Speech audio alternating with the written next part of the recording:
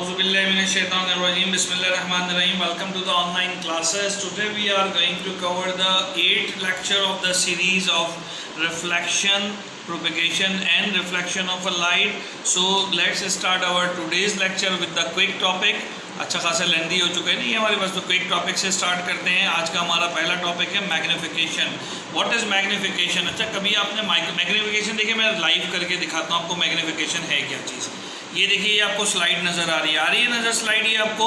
अब मैं इसके किसी पर्टिकुलर पार्ट को, फॉर एग्जांपल ये ग्लास स्लैब है, इसको मैं जो है जूम करना चाह रहा हूँ, या मैं अपनी पिक्चर को या इस लेक्चर नंबर को या सब्जेक्ट को जूम करना चाह रहा हूँ। तो एक्चुअली मैं कर क्या रहा हूँ, ये देखिए आपके सामने मैं बिल्कुल इसको क्या कर रहा हूँ, जूम इन और जूम आउट कर रहा हूँ। तो मैग्निफिकेशन एक्चुअली यही प्रोसेस है हमारे पास, किसी भी टाइनी ऑब्जेक्ट को बड़ा करके देखने का प्रोसेस, किसी यूजिंग द लेंस और the mirror, we are calling it a क्या कहलाता है, वो हमारे पास मैग्निफिकेशन कहलाता है। ये तो बात हो गई जनरल कॉन्सेप्ट की। इस जनरल कॉन्सेप्ट के बाद the physical definition, the definition which physics suggest for us, it is a change in the size of image after the reflection और refraction, we call the magnification. ठीक है, size ये तो मैं बात कर ही ली है, लेकिन मैथमेटिकली अगर हम बात करें और इस तरह की बात करेंगे जो कि हमें डेरिवेशन या इन चीज़ों में समझा सके, तो it is a ratio between the size of image to the size of object. ठीक है, साइज ऑफ इमेज क्या था हमारे पास और साइज ऑफ ऑब्जेक्ट क्या था। साइज ऑफ इमेज क्या है भाई, अभी हमने पीछे पढ़ा था, size of image H I होगा, स्मॉल में लिखेंगे एच और आई, और रेशो है इसकी, ये डिवीजन है किसके साथ है, एच नॉट के। सही है, साइज ये भी मैग्निफिकेशन है। क्या है ये चीज़ हमारे पास, this we call the magnification. क्या कहलाएगी ये हमारे पास, मैग्निफिकेशन कहलाएगी। मैग्निफिकेशन इज इक्वल टू, ठीक हो गई बात। ये एक तो ये फार्मूला हो गया मैग्निफिकेशन का, और दूसरा फार्मूला हमारे पास मैग्निफिकेशन की एक और भी डेफिनेशन है, it is a ratio to the object image distance to the object distance. Image distance to the object distance, बार बार मैं रिपीट कर रहा हूँ, image distance to the object distance. तो इसको हम कैसे जो है लिखेंगे उसको भी देख लेते हैं हम फटाफट। इसको इक्वल टू कर लेते हैं, क्योंकि ये फार्मूला इक्वली वैलिड है। इमेज डिस्टेंस क्या होता था बेटा, स्मॉल क्यू होता था, डिवाइडेड बाय ऑब्जेक्ट डिस्टेंस क्या होता था, स्मॉल पी होता था। तो magnification is either equal to the, magnification किस किस के बराबर हो सकती है, either it is equal to the H I upon H not और Q अपॉन P। अगर हम इन दोनों को मैग्निफिकेशन ले लें, M equal to H I upon H not और Q अपॉन P, तो दोनों सूरतों के अंदर हमारे पास, if we are comparing this, तो वी हैव अनदर हाईलाइट। वो अनदर हाईलाइट क्या है कि ये देखें जो बड़ा बॉक्स बना रहा हूँ मैं, इसको क्लोजअप कीजिए बड़े बॉक्स को, तो H I upon H not जो है वो बराबर है Q अपॉन P के, जो कि यहाँ पर इन्होंने डायरेक्ट लिखा हुआ है। तो ये चीज़ जो आपको नजर, इधर बीच में इक्वल टू का साइन लगा दीजिए, बस खत्म बात। ठीक है, तो ये वही फार्मूला जो ऊपर यहाँ पे मैंने आपको लिख के बताया। तो we can use by using the definition magnification कि H I upon H naught is equal to Q upon P. So in the numericals if these three things are known, कोई सी भी तीन चीज़ें पता होंगी, we can easily find out the value of the fourth one. ठीक है, H I पता है, एच नॉट निकाल सकते हैं, क्यू और पी भी पता होना चाहिए, and so fourth so fourth. अगला बहुत इंपॉर्टेंट क्वेश्चन है, when we learn some formula, तो what will be its unit. इसका यूनिट क्या होगा, तो यूनिट मैंने आपको बता देता हूँ, पहले करके दिखा देता हूँ, फिर आपको समझ में आएगा तो उसका यूनिट देख भी लेते हैं। तो देखें ऊपर फार्मूला क्या आ रहा है, m is equal to H I upon H not ले लीजिए या क्यू अपॉन पी ले लीजिए। थोड़ी देर पिछले लेक्चर में मैंने बताया था कि सेंटीमीटर में मेजर होता है डिस्टेंस, क्योंकि इमेज इसका, तो सेंटीमीटर, क्यू की वैल्यू भी सेंटीमीटर में, ये भी सेंटीमीटर में। तो यहाँ पे हुआ क्या, सेंटीमीटर से सेंटीमीटर क्या हो गया भाई, कैंसिल हो गया, ये भी सेंटीमीटर इस वाले सेंटीमीटर से कट गया। तो what we will get, we will get the, क्या चीज़ मिली हमको, we will get the one. और वन का मतलब है magnification have no unit because it is a ratio between the similar quantities. एक ही क्वांटिटी के दरमियान ये रेशियोज हैं, तो लिहाजा इसका कोई भी यूनिट नहीं होगा। देखिए, रेशियो होने की वजह से यूनिट ना होना ये बात नहीं होती है, ratio between the similar quantities की वजह से होगा, तो it will get the unit. चले आगे मूव करते हैं। Hello viewers, if you like our online lectures, so keep subscribe, like and share our YouTube channel, the NCPSS and the HSPSS online lectures. And the next one is Professor MM Manzoor Official. Okay, जब आपने यहाँ पर magnification को समझ लिया, तो अब magnification के बाद ये चैप्टर ऑलमोस्ट फिनिश हो गया है। नेक्स्ट जो आपके स्क्रीन पे आ रहा है, that these are the uses of a spherical mirror.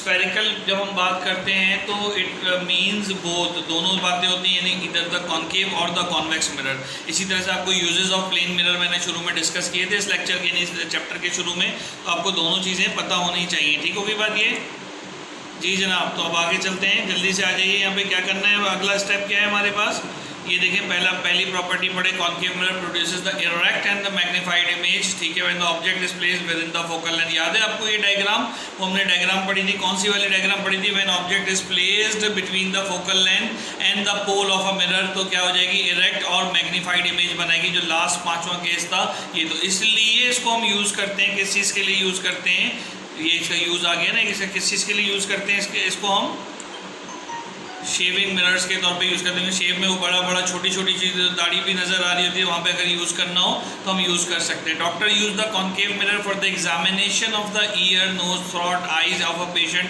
कभी अल्लाह ना करे जाना पड़े, लेकिन कभी जाते हैं तो डॉक्टर्स भी जो है कॉन्केव मिरर को यूज़ करते हैं। तो एक तरह से ये यूजेस ऑफ कॉन्केव मिरर भी हो गया, अगर एग्जाम में वो भी आए तो वो भी आप कर सकते हैं। Concave mirror use to throw the light on the slides of a microscope, such slides can be viewed more clearly. नीचे अगर आपने कभी माइक्रोस्कोप देखा हो तो उस माइक्रोस्कोप के ऊपर जो है आप क्विकली जो है ना चीज़ों को गो थ्रू कर सकते हैं, ठीक है। एक अगर मौका मिलता है तो हम देखते हैं। ये आपके लिए एक माइक्रोस्कोप की पिक्चर मैंने निकाल के रखी थी, तो इसमें अगर आप नोटिस करें तो ये वाला हिस्सा है, वो जो मिरर लगा हुआ है आपके पास, ये इतने इस जगह पे लगा हुआ है, ताकि पता हो, ताकि वो जो आपको रिफ्लेक्शन नजर आती है। बाकी तो सब लेंसेज लगे हुए हैं, ये वो मिरर है जो रोशनी को करके उसको नीचे से इधर शुआएं भेजता है, और जिसकी वजह से जो है क्या कहते हैं, हमारे पास वो क्लियर नज़र आ रहा होता है। इसी तरीके से देखें कॉन्केव मिरर को अगर आप देखें तो ये दांतों को देखने के लिए, इधर ये देखें दांतों के इलाज के लिए, मुख्तलिफ चीज़ों के लिए, कान को देखने के लिए ये यूज़ हो रहा होता है। नज़र आ रहा है ये चीज़ आपको, कोई मसला तो नहीं है इसके अंदर। तो ये सब चीज़ें मैं आपको दिखा इसीलिए रहा हूँ कि आपको अंदाज़ा हो कि स्फेरिकल मिरर के there are the millions of uses we have that one. सही है, तो ये तो अभी सिर्फ और सिर्फ आँखों का और उनका देखा है, कान के इलाज के लिए भी इस्तेमाल होता है। बैक व्यू मिरर के तौर पर भी देखें कॉन्केव और कॉन्वेक्स नज़र आ रहे हैं, ताकि पिछली चीज़ हमें साफ नज़र आती रहे, and so forth and so fourth. So there are so many uses of the different, out of which we are discussing the few ones जो हमने डिस्कस किए हैं वो हमारे सामने स्क्रीन पे चलते चले जा रहे हैं, ठीक है। अगला क्या है, इसे use in the search light and automobile. अभी पिछली डायग्राम में आपने देखा था सर्च लाइट ऑटोमोबाइल में यूज हो रहे होते हैं। Concave mirror use to object in a big telescope, बड़े टेलीस्कोप में भी होते हैं। अगेन उसको रोशनी की इंटेंसिटी को बरकरार रखने के लिए, क्योंकि मिरर का काम तो ये नहीं है कि वो कोई चीज़ दूर से लेकर आए और अगली साइड इमेज बनाए, वो तो लेंस का है जो हम अगले चैप्टर में पढ़ने वाले, लेकिन मिरर का काम है उसकी विजिबिलिटी को इंटेंसिफाई करना। तो उसको इंटेंसिफाई करके काम करता है due to the diverging property. If you remember my third last lecture तो मैंने बताया था convex mirror is a diverging lens, इसको डाइवर्जिंग लेंस भी कहते हैं। तो use in the order to have a rear view, back view और रियर व्यू जो हमारे पास होते हैं, तो इसके लिए हमारे पास रियर व्यू के लिए ऑटोमोबाइल के अंदर कॉन्वेक्स मिरर यूज हो रहे होते हैं। जो अचानक आपके बराबर बैठा हो कोई आदमी अपनी तरफ कर ले तो आपको गुस्सा आने लगता है, ठीक है। यहाँ तक बात हो गई, आगे चलते हैं। इसके बाद ये एक डिफरेंस हमने आपके लिए जॉट डाउन किया था रियल इमेज और वर्चुअल इमेज में। इसी तरह से आपने कॉन्केव और कॉन्वेक्स में भी जो है डिफरेंसेस आपको याद होने चाहिए। रिफ्लेक्शन और रिफ्रैक्शन में डिफरेंस आना चाहिए आपको, रेगुलर और इरेगुलर रिफ्लेक्शन में आपके पास जो है डिफरेंसेस आने चाहिए, और इसी तरीके से आपको प्लेन और स्फेरिकल मिरर के दरमियान भी डिफरेंसेस आने चाहिए। इनमें से अक्सर अगर आप देखेंगे अपने 10 ईयर में तो मोर और लेस ये पेपर के अंदर पूछे जा रहे होते हैं। खैर रियल को डिस्कस कर लेते हैं। रेगुलर इरेगुलर हम शुरू के लेक्चर्स में डिस्कस कर चुके हैं। रिफ्रैक्शन जब पढ़ेंगे तो रिफ्लेक्शन रिफ्रैक्शन को भी डिस्कस कर लेंगे। स्फेरिकल और प्लेन हम साथ साथ डिस्कस करते जा रहे थे। तो अगर आपने लेक्चर गौर से सुने हैं, नोट किए हैं, तो तमाम चीज़ें आपको कॉपीड होती चली। एक तो रियल क्या होता है, हमेशा इन्वर्टेड होता है। मैंने आपको शुरू में बताया था जब भी रियल होगा तो रियल के साथ इन्वर्टेड का ही कॉम्बो जुड़ेगा। इट कैन बी सीन, नहीं लिखा हुआ, कोई चाइनीज़ ना समझिएगा। It can be seen on the screen, ये स्क्रीन पे देखे जा सकते हैं। इट एग्जिस्ट फिजिकली, इसकी हकीकत होती है, मौजूद होते हैं। It always form in front of a reflecting surface, जो रिफ्लेक्टिंग सरफेस होती है उसके सामने होता है। अगर आपको वर्चुअल वाली आखिरी इमेज हो when we put the object between the F and the pole, तो वो वर्चुअल पीछे की तरफ मिली थी, ठीक है। और ये हमेशा कहाँ मिलते हैं, रियल मिलते हैं, सामने मिलते हैं। और वर्चुअल का कम्बिनेशन क्या है, it is always erect, it can not be seen on the screen, physically exist नहीं करते, और बिहाइंड द मिरर मिलते हैं। याद आया पूरी डेफिनेशन कि बिहाइंड द मिरर मिलेंगे और इसमें ये उसी तरफ मिलेंगे आपको, ताकि आपको पता चलता चला जाए, ठीक है। ये एक रिव्यू है, रिकैप है। हमने जो अब तक पढ़ा इस पूरे चैप्टर में हमने इमेज फॉर्मेशन पढ़ी, इसी तरह से कॉन्वेक्स मिरर के थ्रू भी इमेज फॉर्मेशन हमने देखी। ये प्लेन मिरर का हमने रिफ्लेक्शन और रिफ्रैक्शन देखा था, याद है आपको प्लेन मिरर का। इसी तरीके से हमने ये भी इमेजेस देखी थी रेगुलर और इरेगुलर रिफ्लेक्शन की। रेगुलर इरेगुलर के दरमियान कुछ डिफरेंसेस हमने देखे थे। थोड़ा इमेज नहीं आ रही है, थोड़ा इमेजेस को फोकस करें। टेक्स्ट तो हम ऑलरेडी पढ़ चुके हैं, इमेजेस को फोकस करें इन बच्चों के लिए, ठीक है। तो दूसरी इमेज को भी फोकस कर लीजिए साथ साथ, ठीक है। तो यहाँ पर ये रेगुलर और इरेगुलर रिफ्लेक्शन देखें, ये सरफेस देख रहे हैं, ये वाली माउस के कर्सर को फॉलो करें।